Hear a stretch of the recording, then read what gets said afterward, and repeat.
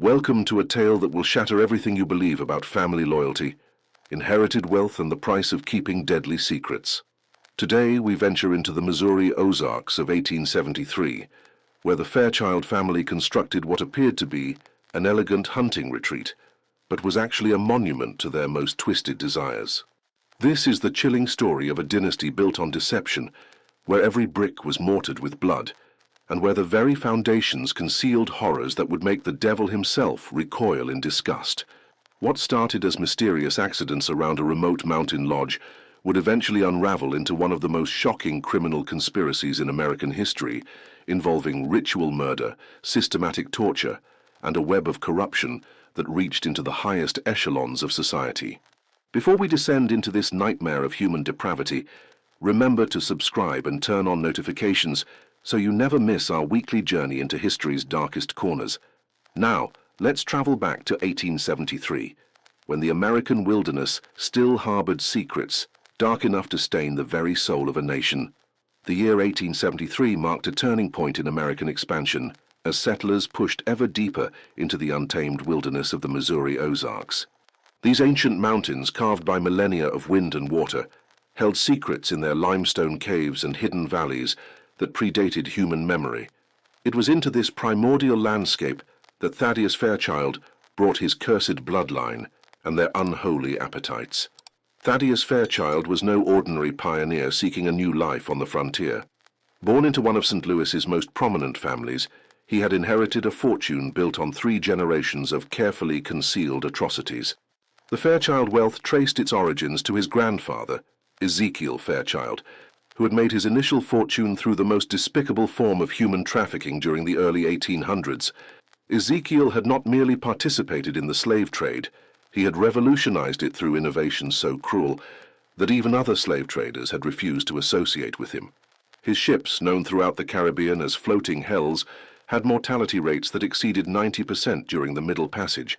But Ezekiel had discovered that certain wealthy plantation owners would pay premium prices for slaves who had been broken through specific forms of torture that destroyed their will to resist.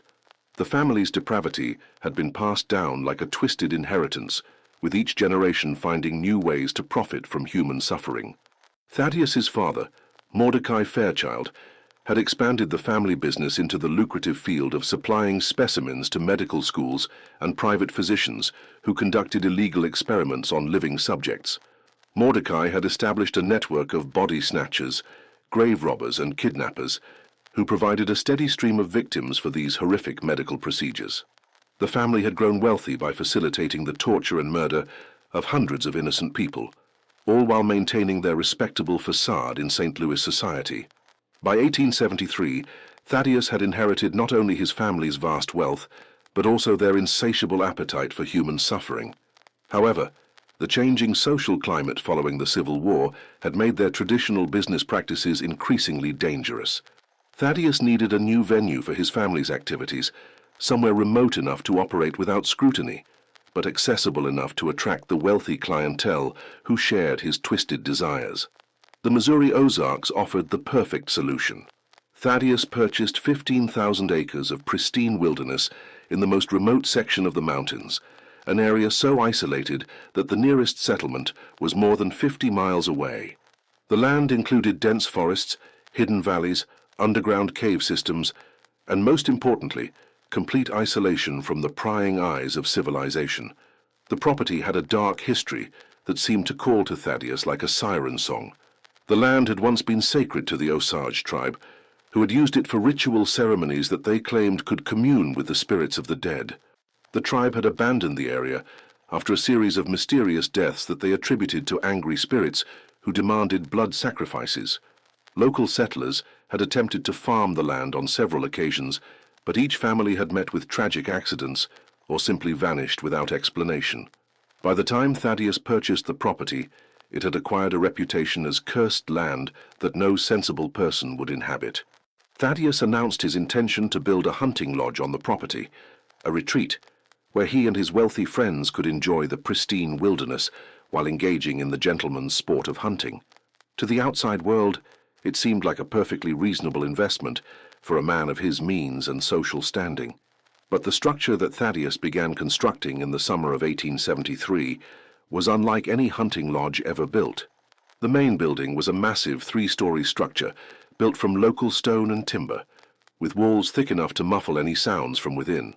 The architecture was deliberately imposing, designed to intimidate visitors and remind them of their host's power and wealth. The lodge contained more than 30 rooms, including a grand ballroom that could accommodate large gatherings, private suites for important guests, a library filled with rare books on subjects that no decent person would study, and most ominously, a series of basement chambers that served purposes too horrible to imagine. Thaddeus spared no expense in the construction of his lodge, importing skilled craftsmen from across the country and even from Europe. However, he was careful to ensure that no single worker understood the true purpose of the structure they were building. Different teams worked on different sections of the building, and all workers were required to sign agreements that bound them to absolute secrecy about their work. The construction was overseen by a man named Cornelius Blackthorne, an architect who had gained a sinister reputation for designing buildings with hidden purposes. Blackthorne had previously worked on projects for wealthy clients who required facilities for activities that could not bear public scrutiny. His expertise in creating concealed chambers, hidden passages, and soundproof rooms made him the perfect choice for Thaddeus's project. Under Blackthorne's direction, the lodge was built with an elaborate system of secret passages that connected every room in the building. These passages allowed people to move throughout the structure without being seen, and they provided multiple escape routes in case the lodge ever came under attack. The basement chambers were particularly sophisticated, with drainage systems that could quickly dispose of evidence and ventilation systems that could be sealed to prevent sounds from escaping. But Blackthorne's involvement in the project would prove to be his downfall. As construction progressed, the architect began to understand the true purpose of the chambers he was designing. When he attempted to withdraw from the project, Thaddeus had him murdered and his body disposed of in one of the very chambers the architect had created. The Fairchild family that accompanied Thaddeus to the Ozarks was a collection of damaged souls who had been warped by generations of inherited evil. His wife, Evangeline, was a woman of ethereal beauty who had been driven to the brink of madness by the horrors she had witnessed and participated in. She spent most of her time in a laudanum-induced stupor, trying to escape the reality of her situation. Evangeline had not always been a willing participant in her family's activities. She had married Thaddeus believing him to be a respectable businessman, only to discover the true source of his wealth after it was too late to escape. Her attempts to leave had been met with threats against her family, and she had gradually been coerced into participating in activities that violated every moral principle she had once held dear. The Fairchild children were perhaps the most tragic victims of the family's curse. The eldest son, Damien, was 24 years old and had been groomed from childhood to continue the family tradition. He possessed his father's intelligence and ruthlessness, but lacked any trace of human empathy or compassion. Damien had committed his first murder at the age of 16 and had since killed more than a dozen people in increasingly creative and sadistic ways. The daughter, Lilith, was 22 and possessed a beauty that masked a soul as black as the deepest cave. She had been raised to use her charms to lure victims to their doom, and she had developed a particular talent for identifying people who would not be missed if they disappeared. Lilith took genuine pleasure in the suffering of others, and often served as her father's assistant in activities that required a woman's touch. The youngest son, Cain, was only 18, but had already shown himself to be the most dangerous member of the family. He was subject to violent rages during which he would attack anyone within reach, and he had developed an obsession with torture that exceeded even his father's appetite for cruelty. Cain had been expelled from several private schools for incidents involving violence against other students, and there were persistent rumors that he had been responsible for the deaths of several young women who had caught his attention. By the fall of 1873, the Fairchild Lodge was complete, and Thaddeus began hosting what he called hunting expeditions for carefully selected groups of wealthy and influential men who shared his twisted appetites. These gatherings were invitation-only affairs, attended by judges, politicians, business leaders, and other members of the elite who had been corrupted by wealth and power into believing that human life had no value beyond their own entertainment. But the prey that these men hunted had nothing to do with the wildlife that populated the Ozark Mountains. The victims of these expeditions were human beings who had been carefully selected for their vulnerability and their lack of connections that might lead to investigations if they disappeared. The first victims were drawn from the ranks of society's most marginalized members: drifters, vagrants, prostitutes, and others who lived on the fringes of civilization. Thaddeus had developed an extensive network of contacts throughout the region who would identify suitable targets and arrange for them to be brought to the lodge under various pretenses. This network included corrupt law enforcement officers who would look the other way when people disappeared, unscrupulous businessmen who would identify potential victims among their employees or customers, and criminal gangs who specialized in kidnapping and human trafficking. The network was so extensive and well organized that it could provide a steady stream of victims without attracting unwanted attention from authorities. One of the key figures in this network was a man named Jeremiah Crowley, a former prison warden who had been dismissed from his position for conducting illegal experiments on inmates. Crowley operated a series of employment agencies throughout Missouri and Arkansas that ostensibly helped people find work, but actually served as a front for identifying and capturing victims for the lodge. Crowley's agencies would advertise high-paying jobs in remote locations, attracting desperate people who were willing to travel far from home for the promise of steady employment. Once these individuals arrived at the supposed job sites, they would be captured and transported to the Fairchild Lodge, where they would become prey in the twisted games that Thaddeus organized for his guests. Another important member of the network was Dr. Nathaniel Grimm, a physician who had been stripped of his medical license for conducting illegal experiments on patients. Grimm served as the lodge's resident doctor, treating injuries sustained during the hunting expeditions and ensuring that victims remained alive and conscious for as long as possible during their ordeal. Dr. Grimm had developed a particular expertise in the use of drugs and chemicals to control the behavior and consciousness of victims. He could administer substances that would make people more compliant and easier to control, or drugs that would heighten their fear and pain to increase the entertainment value for the lodge's guests. Once these unfortunate souls arrived at the lodge, they became the prey in elaborate hunting expeditions organized for the entertainment of Thaddeus's wealthy guests. The victims were released into the dense forests surrounding the lodge and given a head start before being pursued by armed hunters who treated the exercise as the ultimate sporting challenge. The hunting expeditions were conducted according to elaborate rules and traditions that Thaddeus had developed over time. Different types of hunts were organized for different occasions with varying levels of difficulty and different types of prey. Some hunts involved single victims who were given primitive weapons and a chance to defend themselves, while others involved groups of victims who were forced to compete against each other for the amusement of the spectators.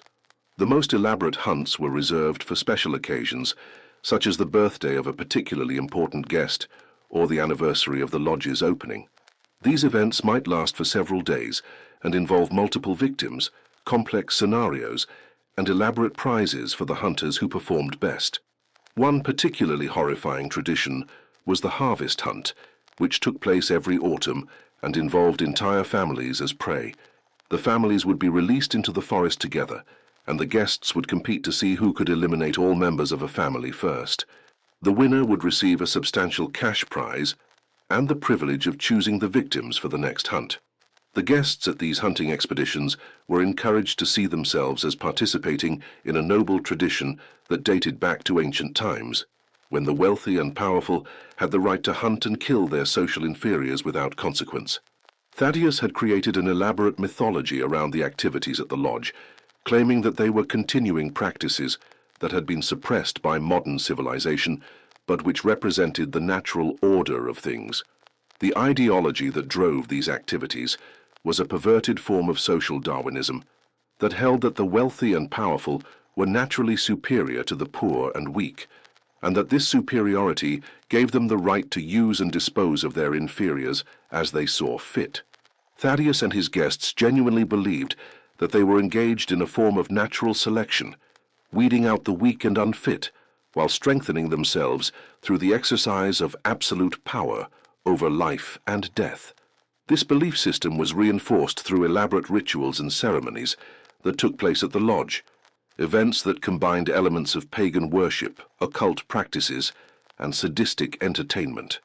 The guests at these gatherings were encouraged to see themselves as a chosen elite, bound together by their shared participation in activities that ordinary society would consider abhorrent. The basement chambers of the lodge served multiple purposes in this horrific enterprise. Some were used as holding cells for victims awaiting their turn in the hunting expeditions. Others were equipped as torture chambers where the guests could indulge their sadistic impulses in private. Still others served as disposal areas where the remains of victims could be processed and destroyed, leaving no evidence of the crimes that had been committed. The holding cells were designed to break the spirit of the victims before they were used in the hunting expeditions. The cells were small, dark, and uncomfortable, with no furniture except for straw on the floor and a bucket for waste. Victims were kept in these cells for days or sometimes weeks, during which time they were given minimal food and water and subjected to various forms of psychological torture. The psychological torture included constant exposure to the sounds of other victims being tortured and killed, deliberate sleep deprivation, and the use of drugs that would cause hallucinations and paranoia. The goal was to reduce the victims to a state of complete terror and helplessness before they were released into the forest for the hunting expeditions. The torture chambers were equipped with a variety of devices and instruments that had been designed specifically for causing pain and suffering. Some of these devices were based on historical torture instruments, while others were modern innovations created by Dr. Grimm and other members of the lodge's staff. The chambers were soundproof to prevent any screams or cries for help from being heard outside the building. Among the most horrifying of these devices was something called the Fairchild crucible, a large metal chamber that could be heated to extreme temperatures while a victim was trapped inside. The device allowed for precise control of the temperature, enabling the operators to subject victims to prolonged agony without killing them quickly. Another particularly cruel device was the confession engine, which was designed to extract information from victims through the application of gradually increasing pressure to various parts of the body. The device was equipped with screws and levers that could be adjusted to crush bones and joints with surgical precision. The disposal areas included a large furnace that could burn human remains completely, leaving only ash that could be scattered in the surrounding forests. There was also an acid bath that could dissolve organic matter, and a series of underground chambers where bodies could be buried and left to decompose naturally. The furnace was perhaps the most efficient method of disposal, as it left virtually no evidence that could be discovered by investigators. The ashes produced by the furnace were indistinguishable from those produced by burning wood or other organic matter, and they could be scattered over a wide area without arousing suspicion. Thaddeus had thought of everything in planning his operation. The remote location made it virtually impossible for anyone to witness what was happening at the lodge. The wealth and influence of his guests ensured that any investigations would be quickly quashed or misdirected, and the careful selection of victims from the margins of society meant that their disappearances would generate little attention from law enforcement. The lodge also employed a staff of carefully selected individuals who were either completely loyal to Thaddeus or too compromised to betray him. Many of the staff members were criminals who had been recruited from prisons or criminal gangs, while others were people who had been blackmailed or coerced into service.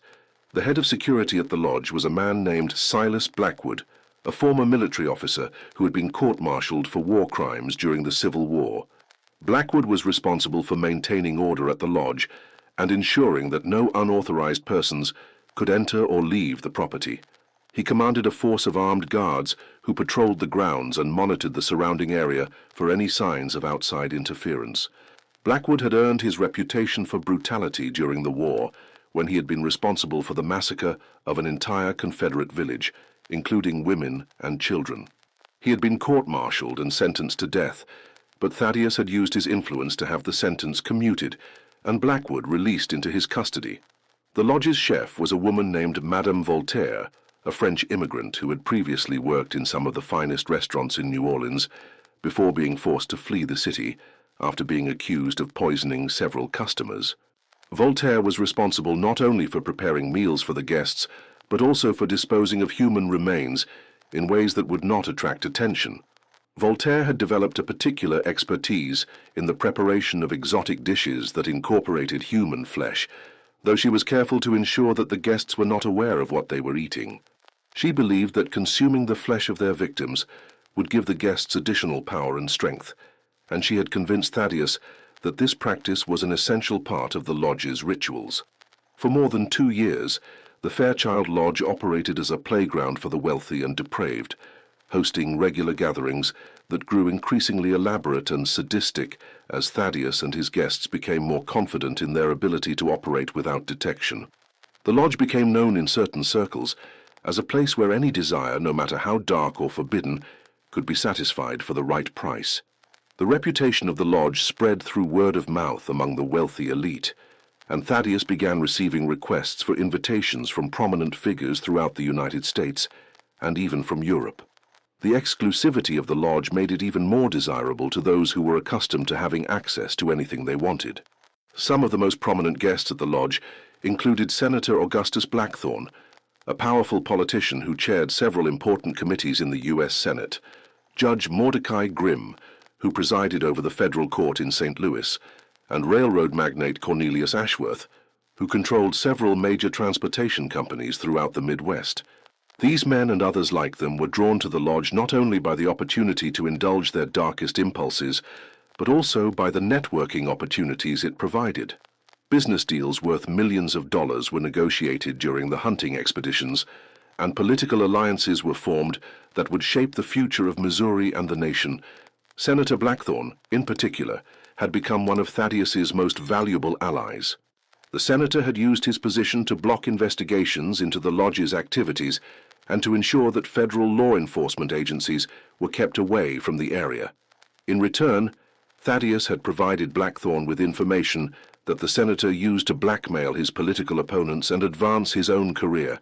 Judge Grimm had proven equally useful, dismissing charges against lodge associates and ensuring that any legal challenges to Thaddeus's activities were quickly resolved in his favor. The judge had also provided Thaddeus with advance warning of any investigations or legal actions that might threaten the lodge's operations. Cornelius Ashworth had used his transportation network to help move victims to the lodge and to dispose of evidence when necessary. His railroads provided a convenient way to transport people across state lines without attracting attention, and his influence with local law enforcement agencies helped to ensure that his activities went unnoticed. But Thaddeus's operation began to attract unwanted attention when the disappearances around the lodge started to form a pattern that even the corrupt local authorities could not ignore. The first person to notice something was wrong was a traveling minister named Reverend Ezekiel Whitmore, who conducted services in remote settlements throughout the Ozark region. Reverend Whitmore was a man of unwavering faith and moral conviction who had dedicated his life to ministering to the spiritual needs of frontier communities. He was known throughout the region for his compassion, his courage, and his refusal to compromise his principles, even in the face of danger or opposition. The Reverend had been traveling through the area around the Fairchild Lodge for several years, and he began to notice that families and individuals he had known were simply vanishing without explanation. At first, he assumed that people were simply moving on to other areas, as was common on the frontier. But as the disappearances continued and accelerated, he began to suspect that something more sinister was at work. Reverend Whitmore kept detailed records of the people he ministered to, including their names, family relationships, and personal circumstances. When he began comparing these records with reports of missing persons, he discovered that an unusually high number of people had disappeared from the area around the Fairchild Lodge. The pattern was particularly disturbing because it seemed to target the most vulnerable members of the community. Single men with no family ties, widows with young children, and families who were new to the area and had not yet established strong connections with their neighbors. The Reverend's suspicions were confirmed when he encountered a young woman named Rebecca Morrison, who had escaped from the Fairchild Lodge after being held captive for several weeks. Rebecca had been traveling with her family when they were attacked by men who claimed to be working for Thaddeus Fairchild. Her parents and younger siblings had been killed in the attack, but Rebecca had been taken alive to the lodge for reasons she preferred not to discuss in detail. Rebecca Morrison was a 20-year-old woman from a farming family in Arkansas who had been traveling to Missouri with her parents and 3 younger siblings to start a new life. The family had sold their farm, and was carrying their life savings with them when they were attacked on a remote stretch of road near the Fairchild Lodge. According to Rebecca's account, the attack had been carefully planned and executed by men who seemed to know exactly when and where the family would be traveling. The attackers had been well armed and well organized, and they had shown no hesitation in killing her parents and siblings when they tried to resist. Rebecca had been spared because, as she later learned, young women were particularly prized by the guests at the Fairchild Lodge. She was taken to the lodge and held in one of the basement cells, where she was subjected to various forms of abuse and torture while being prepared for use in one of the hunting expeditions. During her captivity, Rebecca had witnessed the arrival and departure of other victims, and she had seen enough of the lodge's operations to understand the full scope of the horror that was taking place there. She described seeing dozens of people imprisoned in the basement chambers, including men, women, and children of various ages and backgrounds. According to Rebecca's account, the lodge was a place of unimaginable horror where wealthy men came to indulge their most depraved fantasies. She described seeing other captives being tortured and killed for the entertainment of guests who treated human suffering as a form of amusement. She had managed to escape during a moment of confusion when one of the guards became distracted, but she knew that many others remained trapped in the lodge's basement chambers. Rebecca's escape had been a desperate and dangerous undertaking that required both courage and luck. She had been able to pick the lock on her cell door using a piece of wire that she had found on the floor, and she had then made her way through the lodge's complex system of passages and chambers until she found a way out of the building. Once outside, she had fled through the dense forest surrounding the lodge, traveling for 4 days without food or water before finally reaching a settlement where she could find help. Her ordeal had left her physically and emotionally traumatized, but she was determined to see that justice was done for the crimes she had witnessed. Reverend Whitmore was horrified by Rebecca's story, but he also knew that her word alone would not be enough to bring down a man as powerful and well-connected as Thaddeus Fairchild. He needed more evidence, and he needed allies who could not be bought or intimidated by Fairchild's wealth and influence. The Reverend began conducting his own investigation into the activities at the Fairchild Lodge, using his position as a traveling minister to gather information from communities throughout the region. He interviewed families who had lost members to unexplained disappearances, and he began documenting the pattern of crimes that seemed to center around the lodge. Reverend Whitmore's investigation was complicated by the fact that many people were afraid to speak openly about their suspicions regarding the Fairchild Lodge. Thaddeus's wealth and influence had created a climate of fear in the region, and people knew that those who opposed him could face serious consequences. The Reverend found an unexpected ally in Dr. Jonathan Blackstone, a physician from Springfield who had been treating an unusual number of patients with injuries that suggested they had been victims of violence. Dr. Blackstone had noticed that many of these patients were reluctant to discuss how they had been injured, and several had mentioned being in the vicinity of the Fairchild Lodge when their injuries occurred. Dr. Blackstone was a man of science and reason who had initially been skeptical of the stories he had heard about the Fairchild Lodge, but as he treated more and more patients with similar injuries and heard more and more accounts of strange activities in the area around the lodge, he began to suspect that something genuinely sinister was taking place. The doctor had also noticed that several of his patients showed signs of having been drugged with substances that were not commonly available to the general public. These drugs seemed designed to cause memory loss and disorientation, making it difficult for victims to provide coherent accounts of what had happened to them. One of Dr. Blackstone's most disturbing cases involved a young man named Samuel Crawford, who had been found wandering naked and delirious in the forest several miles from the Fairchild Lodge. Crawford had been severely beaten and showed signs of having been tortured, but he had no memory of how he had sustained his injuries or how he had ended up in the forest. Crawford's condition gradually improved under Dr. Blackstone's care, and fragments of his memory began to return. He recalled being captured by armed men while traveling through the area, and he had vague recollections of being held in a dark underground chamber where he could hear the screams of other victims. Most disturbing of all, Crawford remembered being forced to participate in some kind of ritual ceremony in which he was required to fight other captives for the entertainment of wealthy spectators. He had managed to escape during the chaos that followed the ceremony, but he had no clear memory of how he had gotten away or how long he had been wandering in the forest before being found. Together, Reverend Whitmore and Dr. Blackstone began a careful investigation of the activities at the Fairchild Lodge. They interviewed survivors of attacks in the area, documented the pattern of disappearances, and began building a case that they hoped would eventually bring Thaddeus Fairchild and his associates to justice. Their investigation revealed that the Fairchild operation was far more extensive than they had initially suspected. The lodge was not just a single location where crimes were committed, but the center of a network that extended throughout the Ozark region and beyond.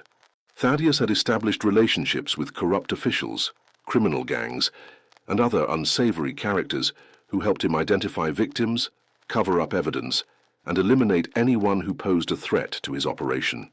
The network included judges who would dismiss charges against Fairchild associates, sheriffs who would refuse to investigate disappearances in the area around the lodge, and politicians who would use their influence to protect Thaddeus from any serious scrutiny. In return, these corrupt officials received substantial payments from Thaddeus, as well as invitations to participate in the activities at the lodge. Dr. Blackstone's medical expertise proved invaluable in documenting the evidence of the crimes being committed at the lodge. He was able to examine the injuries of survivors and determine that they had been inflicted deliberately and systematically, often using specialized tools and techniques that suggested the perpetrators had considerable experience in torture and abuse. The doctor also discovered that several of his patients had been drugged with substances that caused memory loss and disorientation, making it difficult for them to provide coherent accounts of what had happened to them. This suggested that the Fairchild operation was using sophisticated methods to control their victims and prevent them from being able to testify about their experiences. One of the drugs that Dr. Blackstone identified was a powerful hallucinogen that could cause victims to experience terrifying visions and lose their grip on reality. Another was a paralytic agent that could render victims unable to move while keeping them fully conscious and aware of what was happening to them. As their investigation progressed, Reverend Whitmore and Dr. Blackstone realized that they were dealing with something far more dangerous than a simple criminal enterprise. The Fairchild Lodge was the center of a cult-like organization that had attracted wealthy and powerful individuals who shared a belief that their money and status gave them the right to treat other human beings as objects for their entertainment. The ideology that drove the Fairchild operation was a twisted form of social Darwinism that held that the wealthy and powerful were naturally superior to the poor and weak, and that this superiority gave them the right to use and dispose of their inferiors as they saw fit. Thaddeus and his associates genuinely believed that they were engaged in a form of natural selection, weeding out the weak and unfit, while strengthening themselves through the exercise of absolute power over life and death. This belief system was reinforced through elaborate rituals and ceremonies that took place at the lodge, events that combined elements of pagan worship, occult practices, and sadistic entertainment. The guests at these gatherings were encouraged to see themselves as a chosen elite, bound together by their shared participation in activities that ordinary society would consider abhorrent. The rituals often involved the sacrifice of victims in elaborate ceremonies that were designed to reinforce the participants' sense of power and superiority. These sacrifices were not random acts of violence, but carefully orchestrated events that followed specific protocols and traditions that Thaddeus had developed over time. One of the most disturbing aspects of these rituals was the way they corrupted traditional religious and cultural symbols, twisting them into tools for justifying murder and torture. Thaddeus had created a perverted theology that portrayed the lodge's activities as a form of divine worship, with the guests serving as priests in a religion that demanded human sacrifice. The investigation by Reverend Whitmore and Dr. Blackstone was complicated by the fact that many of the potential witnesses to the crimes at the Fairchild Lodge were either dead, missing, or too terrified to speak.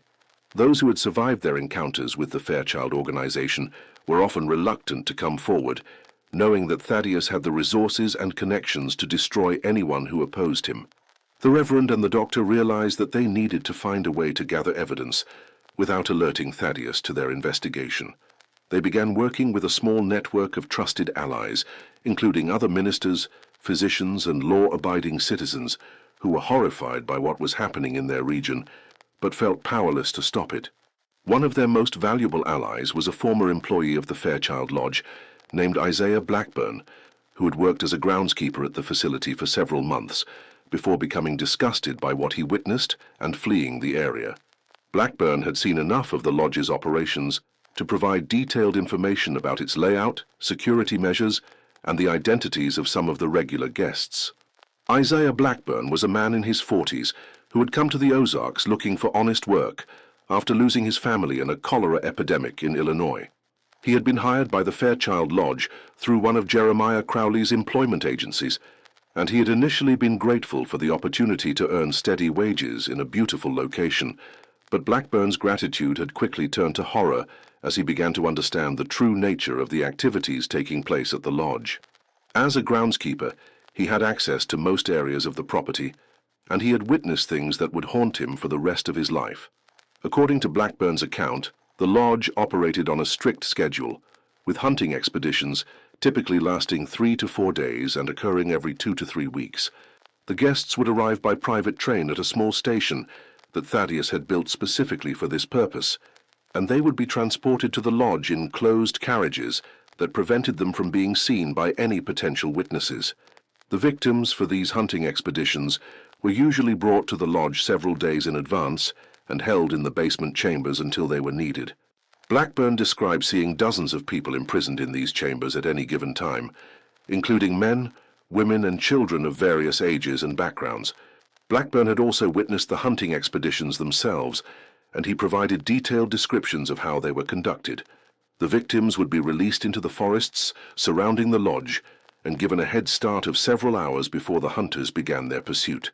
The hunters were armed with rifles, bows, and sometimes more exotic weapons, and they competed to see who could track down and kill their prey most efficiently. The groundskeeper also provided information about the disposal methods used at the lodge. According to Blackburn, the remains of victims were typically burned in a large furnace that had been built in one of the basement chambers, with the ashes then scattered in the dense forests surrounding the lodge. This explained why so few bodies had been found despite the large number of people who had disappeared in the area. Blackburn's testimony was crucial in helping Reverend Whitmore and Dr. Blackstone understand the full scope of the Fairchild operation, but they knew that his word alone would not be enough to bring down such a powerful and well-protected organization. They needed physical evidence, and they needed to find a way to expose the crimes being committed at the lodge to authorities who could not be bought or intimidated. The breakthrough in their investigation came when they learned that Thaddeus was planning an especially elaborate hunting expedition to celebrate the 2nd anniversary of the lodge's opening. This event was to be attended by some of the most powerful men in Missouri, including several judges, the governor himself, and at least 3 members of the U.S. Congress. Reverend Whitmore and Dr. Blackstone realized that this gathering represented both an opportunity and a danger. If they could document what happened at this event, they would have evidence that implicated some of the most powerful men in the state and the nation. But if they were discovered, they would almost certainly be killed to protect the secrets of the lodge. Working with Blackburn and several other allies, they developed a plan to infiltrate the anniversary celebration and gather evidence of the crimes being committed. Blackburn would use his knowledge of the lodge's layout to guide a small team of investigators into the facility, where they would document what they found and attempt to rescue any survivors they encountered. The plan was extremely dangerous, as the lodge was heavily guarded, and any intruders would face immediate execution if they were discovered. But Reverend Whitmore and Dr. Blackstone felt that they had no choice but to take the risk, knowing that every day they delayed meant more innocent people would suffer and die at the hands of Thaddeus Fairchild and his associates. The team that would infiltrate the lodge included Reverend Whitmore, Dr. Blackstone, Blackburn, and 4 other men who had been carefully selected for their courage, discretion, and skills.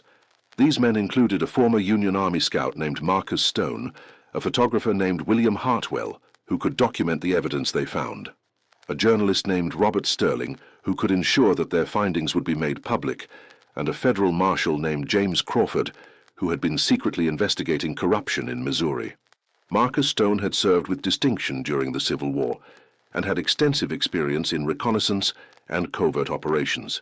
His military training made him invaluable in planning the infiltration of the lodge and ensuring that the team could move through the facility without being detected.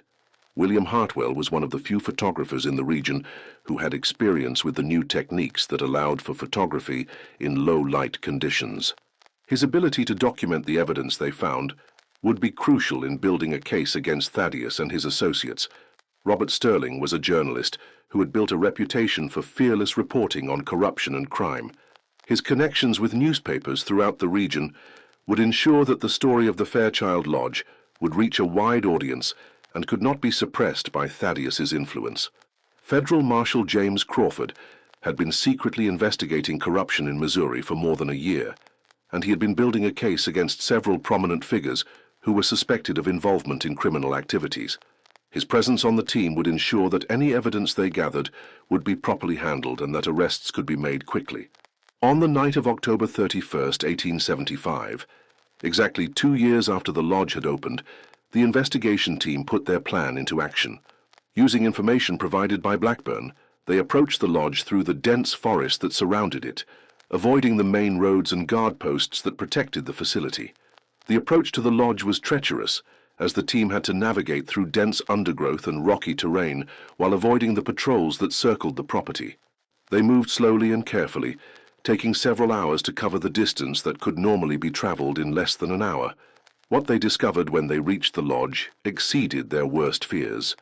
The anniversary celebration was indeed taking place, and the sounds of revelry and violence could be heard coming from the main building, but it was what they found in the basement chambers that truly horrified them. The basement of the lodge had been converted into a complex of cells, torture chambers, and disposal facilities that rivaled anything that might be found in the worst prison or asylum. Dozens of people were imprisoned in conditions that defied description, many showing signs of prolonged torture and abuse. The investigation team worked quickly to document what they found, taking photographs and gathering physical evidence while also attempting to rescue as many survivors as possible.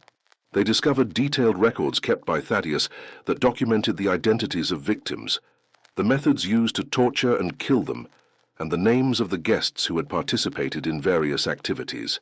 These records revealed that the Fairchild operation had been responsible for the deaths of more than 400 people over the course of just 2 years.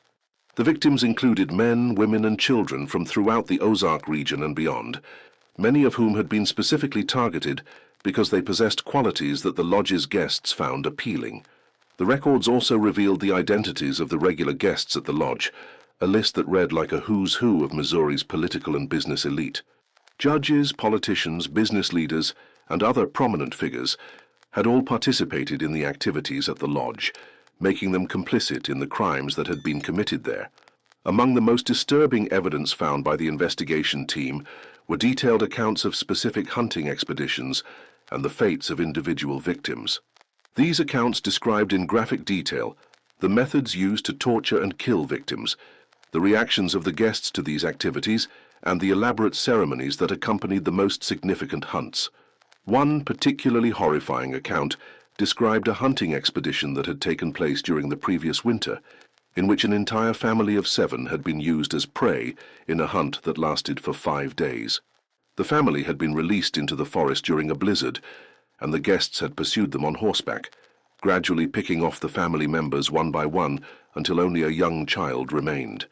The child had been kept alive for several additional days and subjected to various forms of torture, before finally being killed in a ritual ceremony that was attended by all of the guests.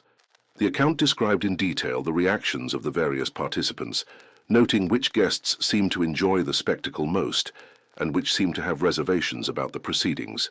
Another account described a particularly elaborate hunt that had involved a group of young women who had been forced to compete against each other in a series of deadly challenges. The women had been required to navigate through a maze of traps and obstacles while being pursued by hunters, and those who failed to complete the challenges were subjected to increasingly severe punishments. But the investigation team's presence at the lodge did not go unnoticed for long. As they were attempting to evacuate the survivors they had found, they were discovered by the lodge's security force, leading to a violent confrontation that would expose the Fairchild operation to the outside world. The battle that erupted at the Fairchild Lodge on the night of October 31st, 1875, was unlike anything that had been seen in the Missouri Ozarks. The investigation team, though outnumbered, fought with the desperation of people who knew they were fighting for their lives and the lives of innocent victims. Reverend Whitmore, despite being a man of God, proved to be surprisingly effective in combat, using his knowledge of the lodge's layout to outmaneuver the guards and protect the survivors they were trying to evacuate. Dr. Blackstone used his medical knowledge to treat the wounded on both sides, even as the battle raged around him. Marcus Stone's military experience proved invaluable in coordinating the team's defensive efforts and ensuring that they could hold their position long enough to complete their mission. William Hartwell continued to document the battle even as bullets flew around him, capturing images that would later serve as crucial evidence in the prosecution of the lodge's operators. The confrontation lasted for several hours, with gunfire echoing through the forests around the lodge and alerting people in settlements many miles away that something extraordinary was happening. By dawn, the investigation team had managed to evacuate most of the survivors and escape with the evidence they had gathered, but not without cost.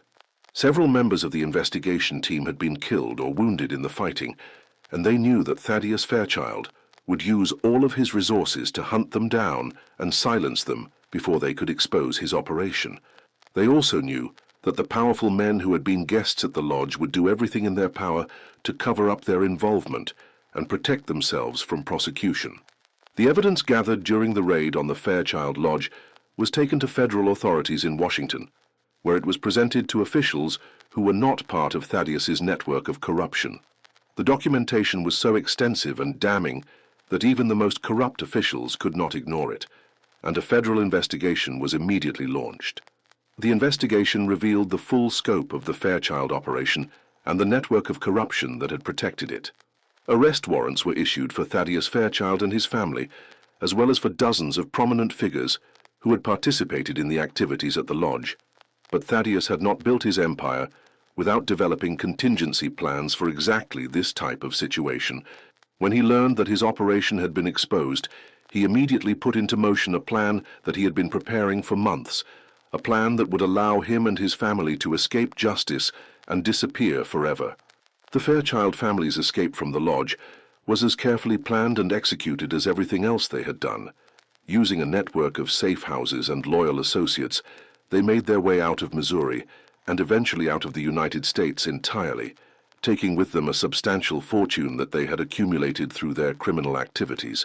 The escape route had been prepared months in advance, with supplies and transportation arranged at various points along the way.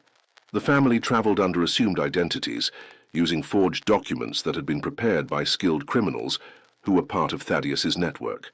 Their first stop was New Orleans, where they boarded a ship bound for South America.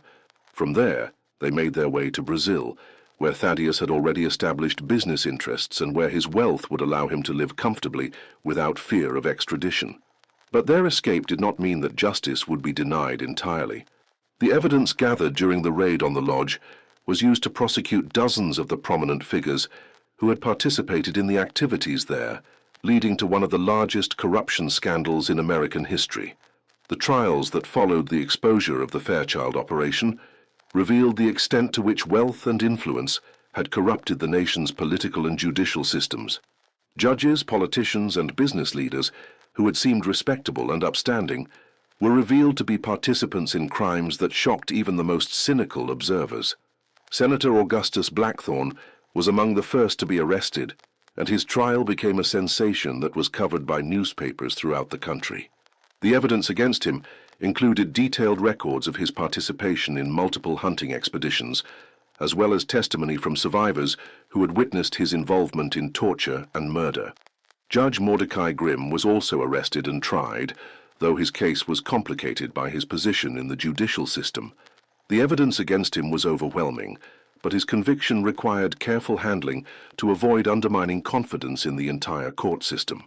Railroad magnate Cornelius Ashworth attempted to flee the country when he learned of the investigation, but he was captured at the Canadian border and brought back to face trial. His conviction led to the collapse of several major transportation companies and caused significant disruption to the national economy. The scandal led to significant reforms in the nation's government and law enforcement agencies, as well as increased oversight of wealthy and powerful individuals who might be tempted to use their resources for criminal purposes. But for many, These reforms came too late to undo the damage that had been done, or to bring back the hundreds of people who had lost their lives at the Fairchild Lodge. The lodge itself was burned to the ground by federal authorities, who wanted to ensure that it could never again be used for the purposes for which it had been built. The land was eventually sold to the federal government and converted into a national forest, though few visitors to the area are aware of the dark history that lies beneath the peaceful forests and streams. The fate of the Fairchild family remained a mystery for many years after their escape from Missouri. There were occasional reports of sightings in various parts of the world, but none were ever confirmed. Some believed that they had settled in South America, where their wealth would allow them to live comfortably without fear of extradition. Others thought they might have gone to Europe, where they could blend in among the international community of wealthy expatriates. But in 1891, 16 years after the exposure of the lodge, a series of events in Brazil suggested that the Fairchild family had indeed survived their escape and had continued their criminal activities in their new home.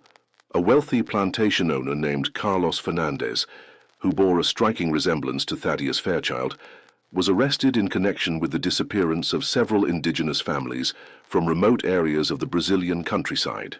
The investigation into Fernandez revealed that he had been operating a plantation that served purposes remarkably similar to those of the Fairchild Lodge. Wealthy visitors from Europe and North America would come to the plantation for what were advertised as hunting expeditions, but which actually involved the hunting and killing of human beings. The similarities between the Brazilian operation and the Fairchild Lodge were too numerous to be coincidental. The methods used, the types of victims targeted, and even the physical layout of the facilities were virtually identical. When Fernandez was arrested, he was found to be carrying documents that identified him as Thaddeus Fairchild, confirming what many had suspected. But once again, Thaddeus's wealth and connections allowed him to escape justice. Before he could be brought to trial, he died under mysterious circumstances in his jail cell, apparently from a heart attack, but possibly from poison administered by associates who wanted to ensure his silence. The death of Thaddeus Fairchild marked the end of one of the most disturbing criminal enterprises in American history, but it did not erase the legacy of horror that he and his family had created. The Fairchild Lodge had demonstrated how wealth and influence could be used to corrupt even the most basic institutions of justice and morality, and how the most respectable members of society could be capable of the most heinous crimes.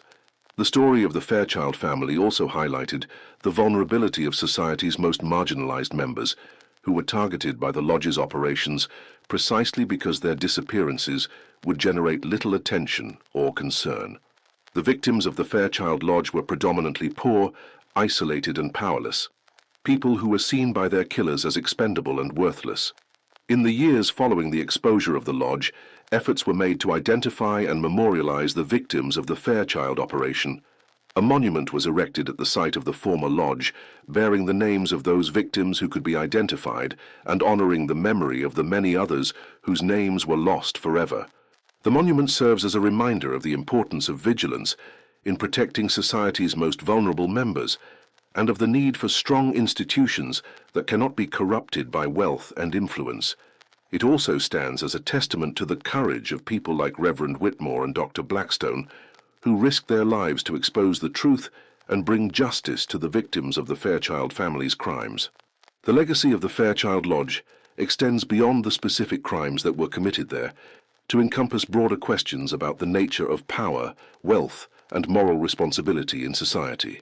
The case demonstrated how easily the wealthy and powerful could exploit and abuse those who lacked the resources to protect themselves, and how corruption could spread through institutions that were supposed to serve justice and protect the innocent. The Fairchild case also illustrated the importance of independent journalism and citizen activism in exposing corruption and holding the powerful accountable for their actions. Without the courage and determination of people like Reverend Whitmore and Dr. Blackstone, the crimes at the lodge might have continued indefinitely, claiming hundreds or even thousands more victims. In the decades since the exposure of the Fairchild Lodge, the case has been studied by historians, criminologists, and social scientists who are interested in understanding how such extensive criminal operations can develop and persist in supposedly civilized societies. The case has become a classic example of how wealth and influence can be used to corrupt institutions and enable the most heinous crimes. The story of the Fairchild family has also inspired numerous works of fiction, from novels and short stories to movies and television shows. These fictional treatments have helped to keep the memory of the victims alive, while also serving as cautionary tales about the dangers of unchecked power and wealth. But perhaps the most important legacy of the Fairchild case is the reminder it provides about the need for constant vigilance in protecting human rights and dignity. The crimes committed at the lodge were possible only because society failed to protect its most vulnerable members and allowed wealth and influence to corrupt the institutions that were supposed to serve justice. The Fairchild Lodge may be gone, but the conditions that allowed it to exist persist in various forms throughout the world. Wherever there are vast disparities in wealth and power, wherever institutions can be corrupted by money and influence, and wherever society fails to protect its most vulnerable members, the potential exists for similar crimes to occur. The story of the Fairchild family serves as a warning about what can happen when we allow wealth and power to operate without accountability, and when we fail to listen to the voices of those who are most at risk of exploitation and abuse. It reminds us that the price of freedom and justice is eternal vigilance, and that we all have a responsibility to speak out against injustice wherever we encounter it. As we conclude this exploration of one of the darkest chapters in American history, we are reminded that the struggle between good and evil is not confined to the pages of history books or the screens of movie theaters. It is an ongoing battle that takes place in every community, in every institution, and in every human heart. The victims of the Fairchild Lodge cannot be brought back, but their memory can serve a purpose if it inspires us to be more vigilant in protecting the vulnerable, more determined in fighting corruption, and more committed to ensuring that wealth and power are used for the benefit of all, rather than the exploitation of the few. The forests of the Missouri Ozarks are peaceful now, and the site of the former Fairchild Lodge has been reclaimed by nature. But the lessons of what happened there remain as relevant today as they were more than a century ago. In a world where wealth and power continue to concentrate in the hands of the few, where institutions remain vulnerable to corruption, and where the most vulnerable members of society continue to face exploitation and abuse, the story of the Fairchild family serves as both a warning and a call to action. We must never forget that behind every statistic about missing persons, every report of unexplained disappearances, and every case of institutional corruption, there are real people whose lives have been destroyed by the greed and cruelty of others. The victims of the Fairchild Lodge were not just numbers in a criminal investigation. They were human beings with hopes, dreams, and families who loved them. Their story reminds us that the fight for justice is never finished, that the protection of human rights requires constant effort, and that each of us has a role to play in ensuring that the horrors of the past are never repeated. The Fairchild Lodge is gone, but the need for vigilance, courage, and compassion remains as urgent today as it was in 1873. The investigation that brought down the Fairchild Lodge also revealed important lessons about the power of ordinary citizens to make a difference when they are willing to stand up for what is right. Reverend Whitmore and Dr. Blackston were not wealthy or powerful men, but they had something that Thaddeus Fairchild and his associates lacked: a moral compass that guided them to do what was right, regardless of the personal cost. Their courage in the face of overwhelming odds serves as an inspiration to all of us who face situations where we must choose between what is easy and what is right. They remind us that evil can only triumph when good people choose to remain silent, and that even the most powerful and well-protected criminals can be brought to justice when ordinary citizens are willing to work together for the common good. The survivors of the Fairchild Lodge, those few who lived to tell their stories, carried the scars of their ordeal for the rest of their lives. But they also carried something else: the knowledge that their suffering had not been in vain, that their testimony had helped to bring down one of the most evil enterprises in American history. Rebecca Morrison, the young woman whose escape had first alerted Reverend Whitmore to the horrors at the lodge, lived to see justice done. She testified at the trials of the lodge's operators, facing down her tormentors with a courage that inspired a nation. She later became an advocate for victims of violent crime, dedicating her life to ensuring that others would not suffer as she had suffered. The monument that stands today at the site of the former Fairchild Lodge bears a simple inscription: "In memory of those who perished here, and in honor of those who risked everything to expose the truth. May their sacrifice never be forgotten, and may their courage inspire future generations to stand against evil wherever it may be found." The forests have reclaimed the land where the lodge once stood, but the memory of what happened there lives on.